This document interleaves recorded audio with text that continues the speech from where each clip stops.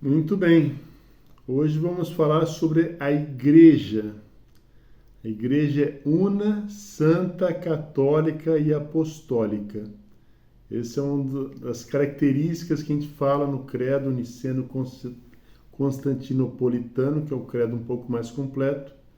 E quando a gente reza o credo mais simples, o credo dos apóstolos, a gente fala, creio na Igreja. A Igreja de Jesus Cristo, como morreu para fundar essa igreja, e a igreja é a manifestação de Jesus Cristo no mundo, ele quis deixar algumas características para que a gente soubesse que essa igreja é a dele, né? Hoje a gente tem um monte de seitas aí, de cada pessoa cria uma igreja própria, né? Junta 10, 15 seguidores e monta a igreja. Então a gente sabe, já tem 1000 igrejas evangélicas, presbiterianas, batistas, metodistas, e depois, dentre essas principais, depois tem centenas, milhares. E qual que é a Igreja de Jesus Cristo? Então vamos falar dessas 4 características, tá? Una é a unidade. O que significa que ela é única? É que ela tem uma unidade de credo. Unidade de credo é que nós estamos estudando na catequese, né? A gente acredita, por exemplo, que Jesus Cristo é Deus. Ele foi concebido da Virgem Maria, né? Foi concebido pelo Espírito Santo no seio da Virgem Maria. Muitos já negam isso. Depois a unidade que tem Deus Pai, Criador de todas as coisas, né? O Espírito Santo, a Igreja, a remissão dos pecados através da confissão.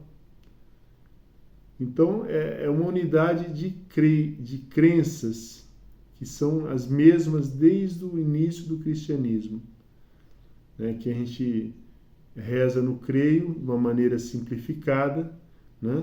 O catecismo ele tem uma explicação de todas essas verdades.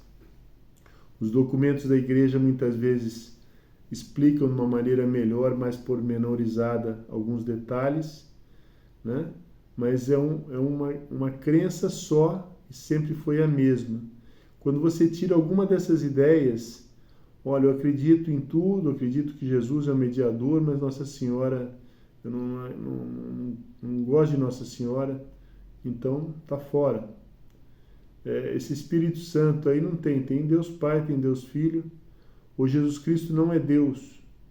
A remissão dos pecados eu falo diretamente com Deus. Jesus não quis assim, né?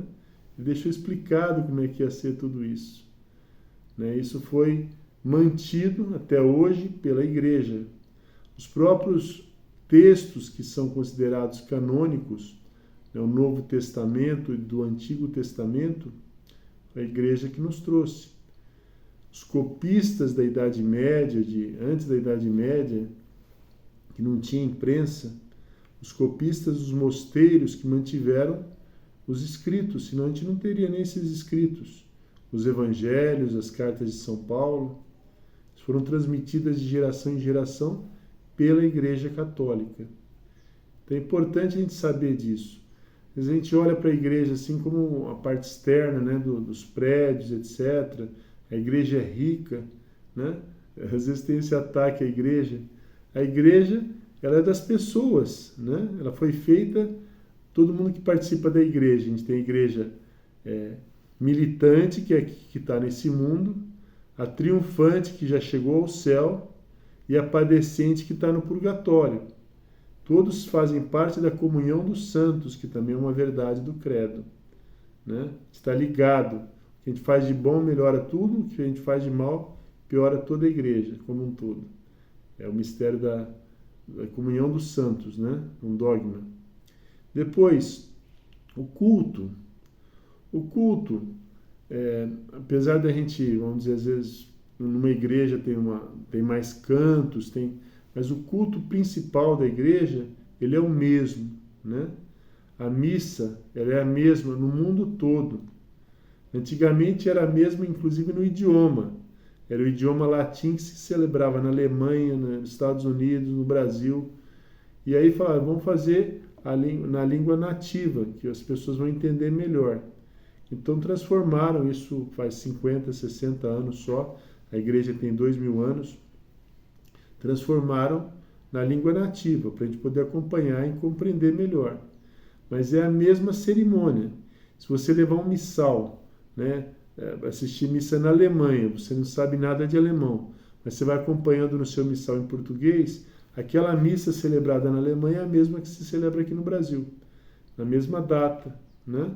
Às vezes é uma comemoração de um santo, de alguma coisa diferente naquela localidade específica, mas os ritos todos são os mesmos, né? Os ritos da missa, que nós não vamos falar agora, que nós vamos ter uma aula só sobre isso, mas é a mesma missa no mundo todo. O perdão dos pecados através do sacerdote é o mesmo no mundo todo, né? Tem um rito para isso também. Hoje em dia, com esse negócio de a igreja brasileira teve a teologia da libertação, que é uma... Não faz parte da igreja isso, né? Foi alguns sacerdotes comunistas que quiseram colocar a doutrina comunista dentro da igreja. Então mudaram uma série de coisas, desde os trajes até o modo de perdoar. Alguns falam que não existe confissão, alguns falam que a hóstia não é Jesus Cristo, né?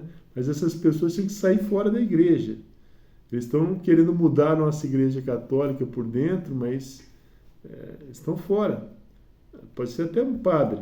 Então, se você vê uma bobagem dessa, né, que você está ajoelhando diante de uma hóstia, que lá é uma idolatria, não é Jesus Cristo, esse cara está fora da igreja. Ele não compartilha o credo da igreja. Depois, o culto, os sacramentos, todos os sacramentos. Então, como eu já falei para vocês, os sacramentos são um sinal distintivo da nossa fé.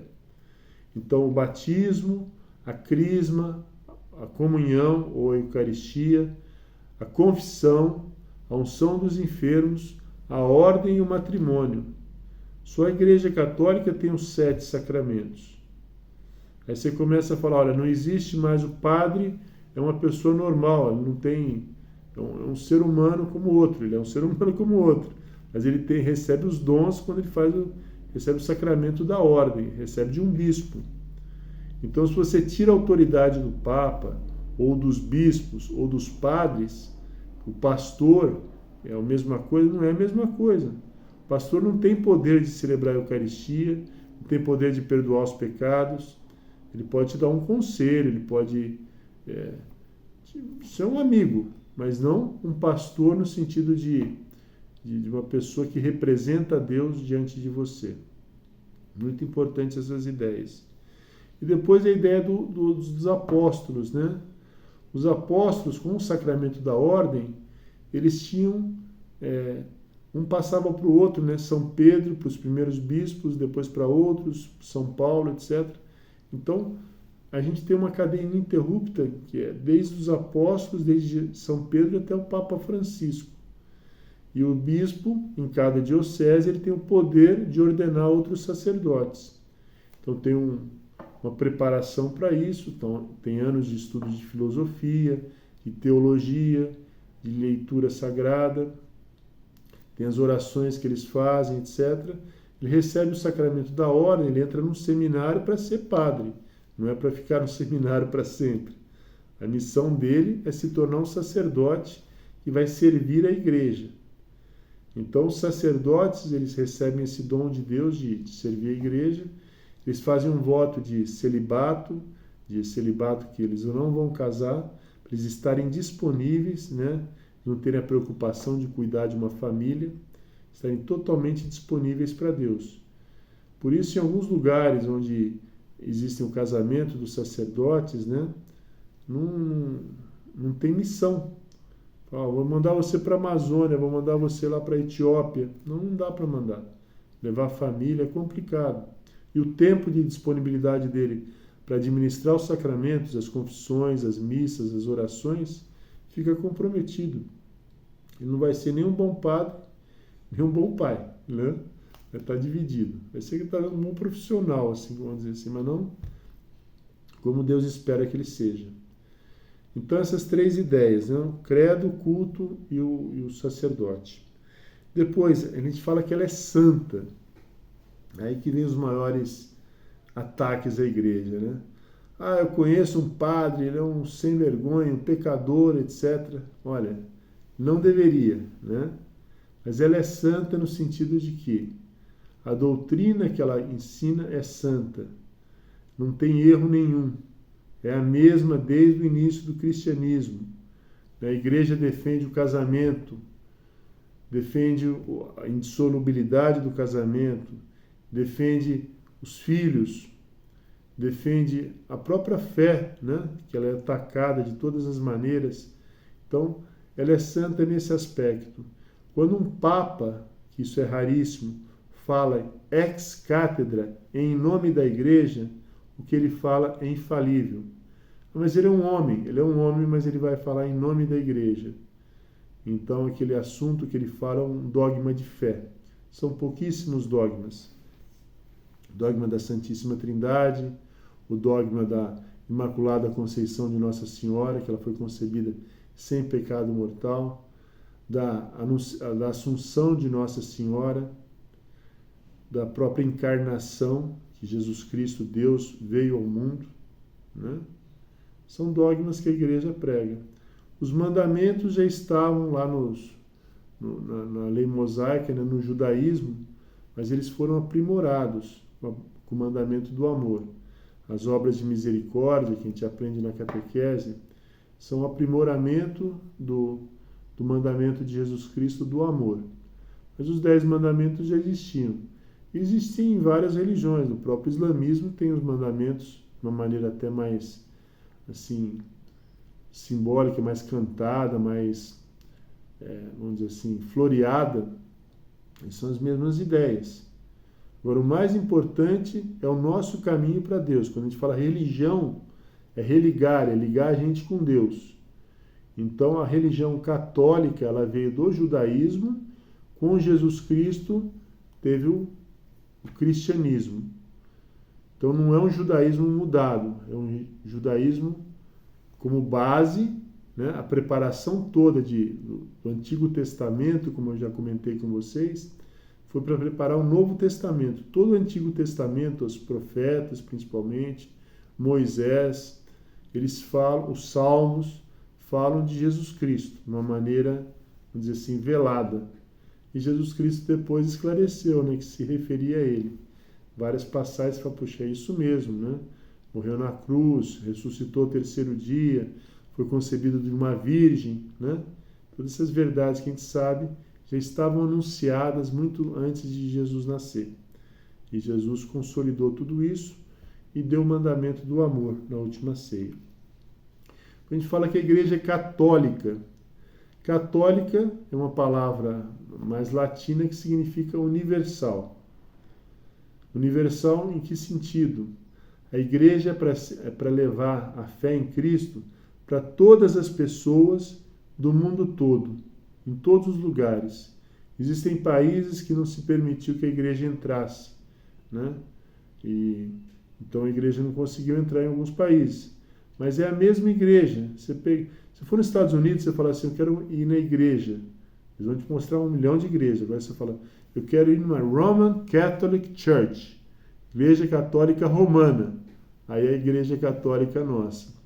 Aí é o nosso culto, né? Não é pastor que vai celebrar, as músicas estão ligadas às partes da missa, etc. Não é só canto, não é só louvor, etc. Então, vai para os Estados Unidos, é Roman Catholic Church, quando você vai procurar uma igreja católica romana, porque lá tem muitas outras protestantes. Então, ela é universal no sentido de ir para todos os lugares. E em todos os lugares que você for, como eu falei no começo, é aquela mesma missa, aquele mesmo culto a Deus, o mesmo sacerdote que vai dar sua absolvição, talvez você vai ter que falar na língua dele, né? Ou vai ter que ter uma tradução. Ou se for um sacerdote, sei lá, brasileiro ou português que está lá no seu país, ele vai te dar absolvição em português. Mas a gente tem essa tranquilidade, dessa universalidade de culto, de ensinamentos, e de que a nossa igreja, ela entra em vários países e cada país que a recebe vai receber como ela é. Ela não vai se adaptar ao país, vai mudar a forma, etc. Então ela vive em todos os países. Em países muçulmanos, países hindus, né? A Índia, por exemplo. A Igreja Católica na Índia e a Igreja Católica do Brasil é igual. Certo? Essa é a ideia. E para atingir todas as pessoas, né? Não é obrigar ninguém a se tornar católico, mas dar oportunidade a todas as pessoas conhecerem a nossa fé. Esse é o mandamento de Jesus Cristo, também Jesus Cristo é Deus. Ide por todo o mundo, pregai o Evangelho, que são essas verdades da nossa fé, a todas as criaturas, batizando-as em nome do Pai, do Filho e do Espírito Santo. É interessante, né? O Santo São Francisco Xavier, ele foi professor de Santo Inácio de Loyola. Ele era muito bom, todo mundo achava ele o máximo.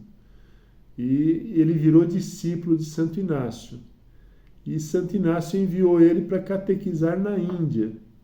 Na Índia, no Oriente em geral. Ele foi para a Índia, foi para o Japão.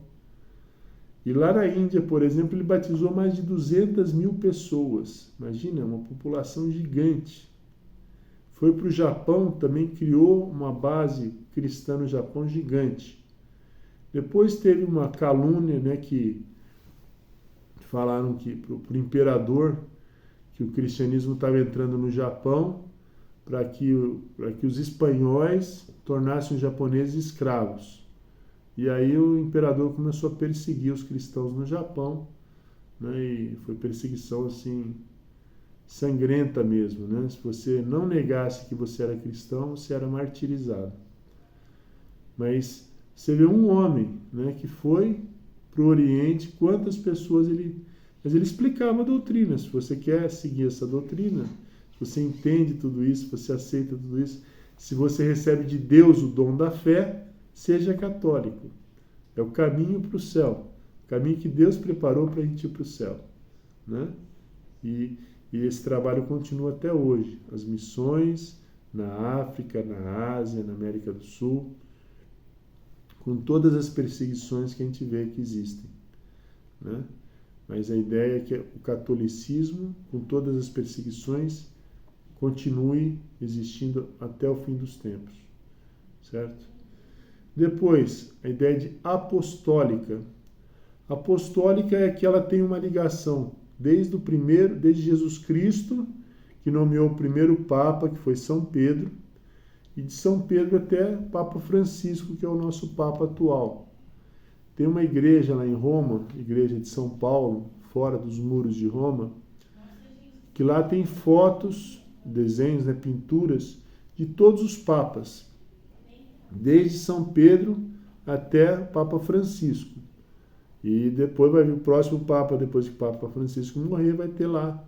Então, você consegue conhecer a história de todos tem até um livrinho lá com a história de cada Papa. Tiveram papas também que não foram muito santos, né? Que, vamos dizer assim, escandalizaram a igreja, mas sempre houve santos leigos, às vezes santos sacerdotes, que mantiveram a fé, né? Isso também é uma dica boa para vocês. Se vocês querem aproximar alguém da fé católica, mostrem vidas de santos, né? Você fala, santo da Idade Média, os milagres, as coisas que aconteciam, é meio exagero. Pega um santo atual, como o Padre Pio, né? Padre Pio de Petretina, lê a biografia dele. Esse homem que viveu o século passado, acho que ele morreu em 1965, né? Relativamente recente, fez muitos milagres comprovados por médicos, por engenheiros, por aviadores na época da guerra, né? Que a bomba não explodia lá. São muitas histórias bacanas, né? Mas não é isso que fortalece a nossa fé.